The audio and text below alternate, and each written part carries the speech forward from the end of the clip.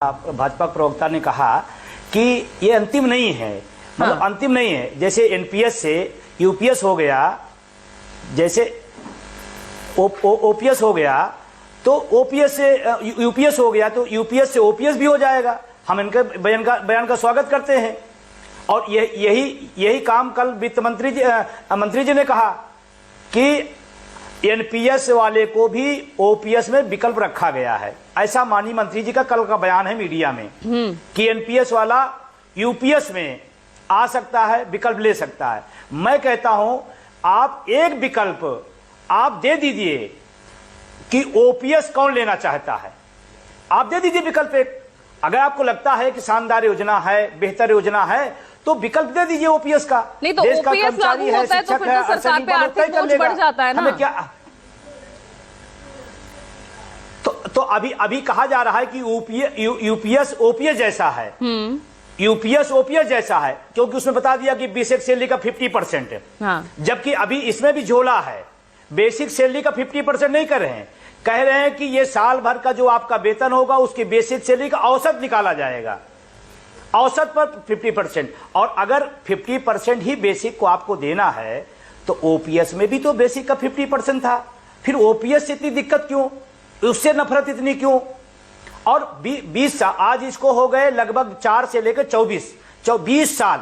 इस 20 साल में जिन लोगों ने एनपीएस का टेंस झेला है, जिन लोगों ने इस एनपीएस में पीड़ा सही है, उसका क्या होगा? कल आप 20 साल बाद इसको बदल दे रहे हैं, आगने वाले 5 साल बाद, 10 साल बाद फिर यूपीएस को बदल देंगे। तो नहीं, तो उनके लिए व्यवस्था की है ना, तो एरियर ब्याज के साथ मिलेगा, ये उनको व्यवस्था दी है। अब और इसमें बदला क्या नहीं, एनएसडीएल वही है, पीएफआरडीए बिल वही है, 10% कटौती वही है, सारी चीज तो वही है। आपने किया क्या? आपने सिर्फ एक नाम बदला है। वैसे भी ये सरकार नाम बदलने में होशियार है, हर चीज का नाम बदल देती है, तो नाम बदलने से काम तो नहीं बदल जाएगा। और अगर बदलना ही है तो मैं बड़ी विनम्रता से कहना चाहता हूं सरकार से, आज आपको मैं बताऊं, पूरे देश का कर्मचारी एनपीएस से जितना नफरत करता था, जितना दुखी था, उससे ज्यादा ओपीएस पर उसकी प्रतिक्रिया आ रही है। और जिन लोगों की बात किया इन्होंने कि वहां पर कर्मचारी नेता थे, मैं आपको बड़ी जिम्मेदारी के साथ कह रहा हूं, एक भी आदमी, सबके सब ओपीएस ले रहे हैं जो कल प्रधानमंत्री की मीटिंग में थे। अगर इतनी खूबसूरत ओपीएस है तो क्यों नहीं छोड़ देते हैं? हमको ज्ञान दे रहे हैं, वो ओपीएस लेंगे और हमको एनपीएस कभी बताएंगे अच्छी है, कभी ओपीएस बताएंगे अच्छी है, ऐसा तो नहीं होगा कि आपके कर्मचारी संगठन ही इस मुद्दे पर बट जाएं।